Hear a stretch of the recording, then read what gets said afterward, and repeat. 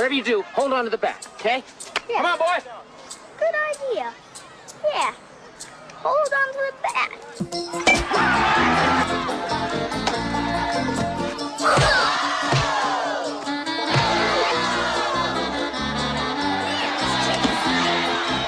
Come on, little dork. I got something for you.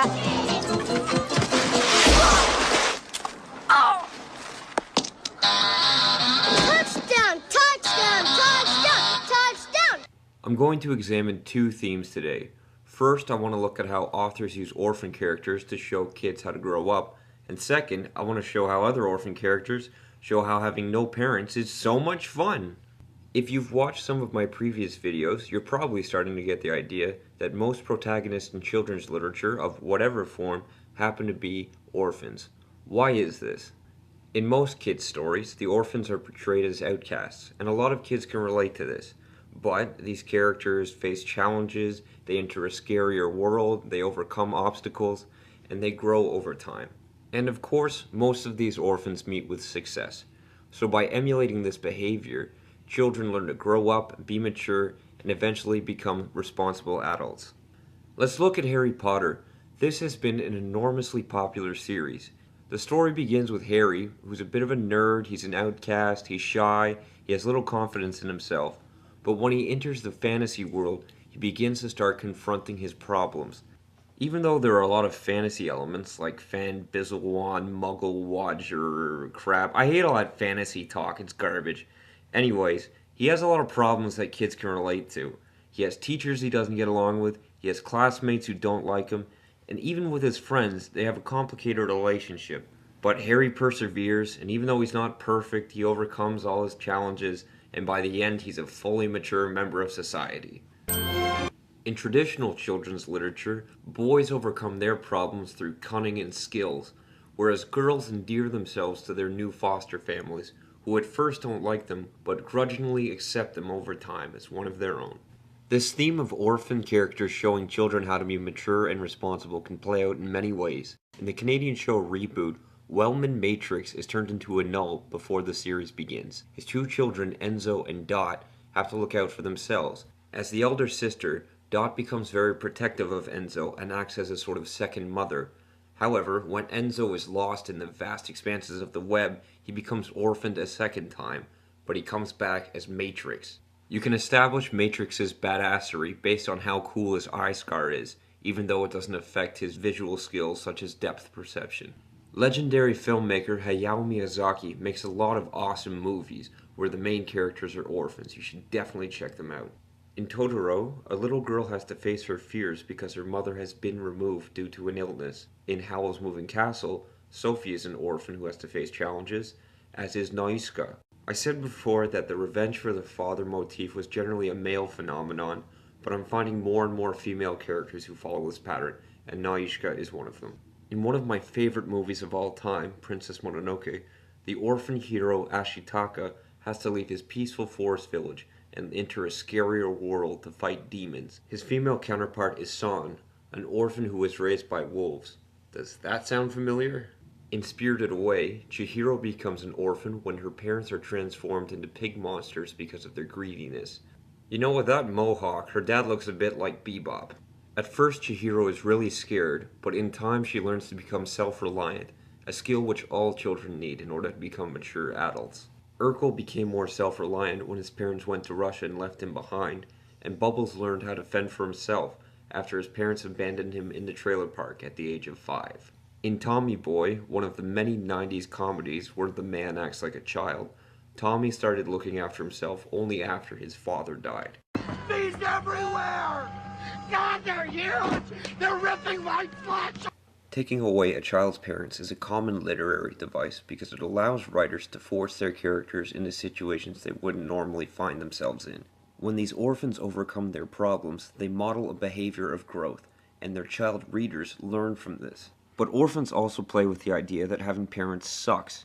When you're a kid, your parents are always telling you what to do, what to eat, when to go to bed. They're just not fun. So the idea of not having parents seems like this ideal fantasy world where every day is an adventure. Peter Pan is one of the first novels intended for children. and it tells the story of Never Never Land, a place where kids are young forever and all the adults are menacing pirates. But over time, the youthful fantasy world of Peter Pan has been irreparably connected to other ideas. Look at me, I'm Peter Pan, Shamona. I'm a little boy forever. Hey! Tintin's a teenager who has no parents, and that means he's free to go on journeys all over the world.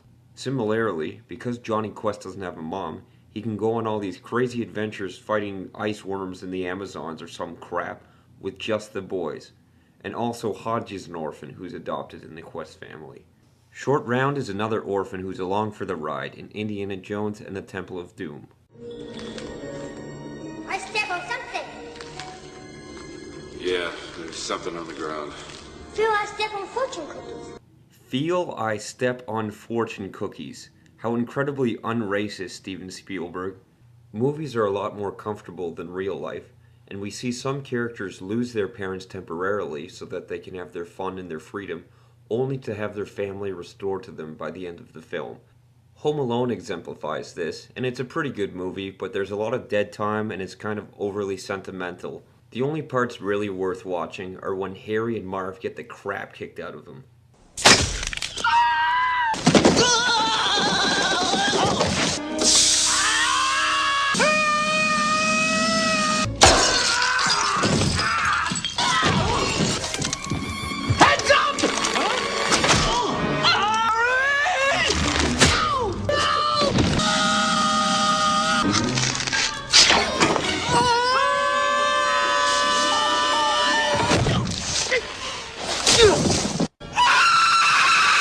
That's the best bad guy scream ever. I have to listen to that at least 5 more times. People feel safe when they view these stories because they know the orphans will succeed in the end, or they're off on some fantastic adventure which doesn't reflect reality, or their absent parents will eventually be restored. But this causes 2 problems. First, kids need role models, and if all their heroes are orphans, then they won't know how to react with their own parents.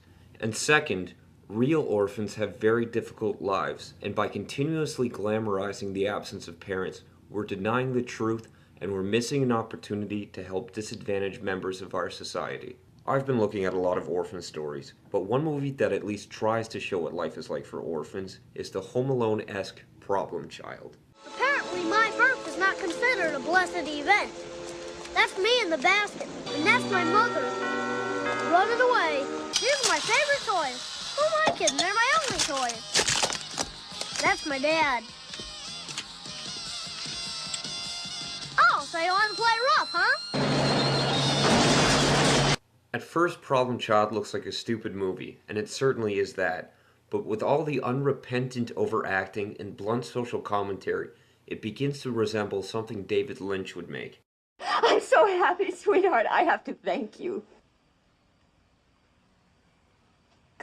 Completely silent. The kid in Problem Child is the original little bastard, but you can see where he gets his rebellious side. The system has really screwed him over. You know, Junior, I've got to confess, I'm a little scared myself. This is my first night being a dad. Well, you'll learn quick enough. Learn? Learn what? What it's like to be a dad. Then you'll get rid of me. Junior has been screwed over by almost everyone in his life, so he becomes this sort of powerful orphan justice revenge figure with hilarious results. Let's give him the silent treatment. Yeah, just ignore him. Ignore this. What is taking you so long? I wonder if they want me to do the floor.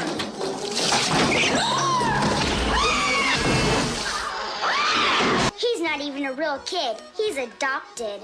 Ew, gross. It's my party and I cry if I want to. Cry if I want to. Cry if I want to.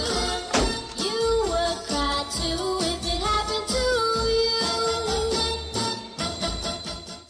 The only person who seems to care about Junior is his new foster dad, and the two solidify their relationship by hunting down a serial killer played by Kramer. Yeah, that actually happened. I'm getting closer to the end of this orphan project, and next time I'll look at orphans who live on the edge.